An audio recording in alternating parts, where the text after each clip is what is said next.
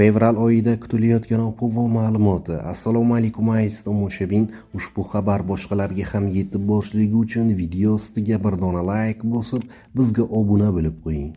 Diqqat qiling, fevral oyi ko'p yillik normalarga yaqin bo'lishi kutilmoqda. Birinchi 10 kunlikda anomal sovuqlar davom etadi.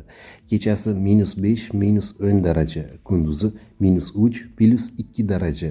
Ikkinchi va uchinchi 10 kunliklarda havo sezilarli iliydi.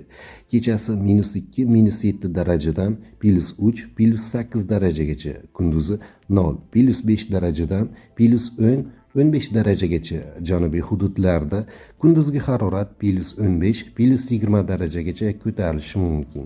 Yog'ingarchilik me'yor doirasida bo'ladi.